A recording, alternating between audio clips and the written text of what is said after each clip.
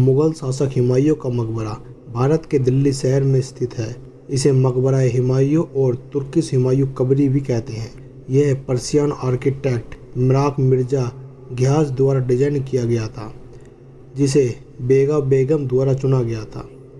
ऐसा कहा जाता है कि ताजमहल से प्रेरित होकर इसका निर्माण हुआ। 1569 से 1570 में अकबर द्वारा इस मकबरे को मान्यता प्रदान की गई थी। यह ऐसा पहला मकबरा है जिसके निर्माण के लिए लाल पत्थर का उपयोग किया गया है। इस मकबरे के अंदर कई स्मारक भी बने हुए हैं।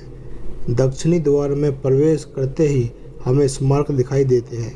हुमायूं के मकबरे को यमुना तट के पास बनाया गया है, क्योंकि निजामुद्दीन दरगाह यमुना तट के पास ही है।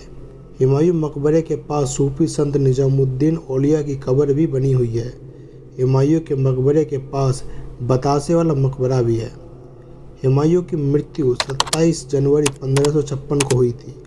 तब इनके शरीर को दिल्ली के पुराने किले में दफनाया गया था, लेकिन डर यह था कि हिंदू राजा हेमू, जिसने 1556 में आगरा और दिल्ली की मुगल सेना को पराजित किया था, 1558 में इस मकबरे की देखभाल मुगल शासक और हुमायूं के बेटे अकबर ने की थी।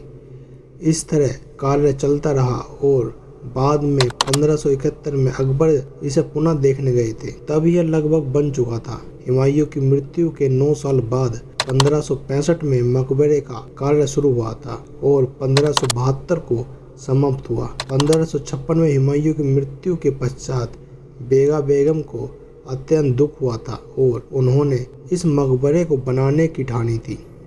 समकालीन इतिहासकार अब्द अल कादिर बदियानी के अनुसार इस मकबरे की स्थापना Persian architect Mirach Mirza Ghiyas ने की थी, जिन्हें इस इमारत के विशेष कार्य हेतु बुखारा, हेरात, उज्बेकिस्तान से बुलाया गया था, लेकिन वे इस कार्य को पूरा न कर सके और बीच में ही उनकी मृत्यु हो गई।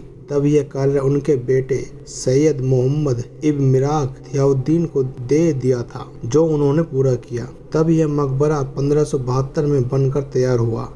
समय समय पर इस परिसर में बदलाव भी हुए। ऐसा कहा जाता है कि कब्रों के ऊपर सफ़ेद शामियाना लगा होता था और उसके सामने ग्रंथ आदि रखे होते थे। यह मकबरा आकर्षक होने के कारण 1993 में यूनेस्को वर्ल्ड हेरिटेज साइट घोषित कर दिया गया था।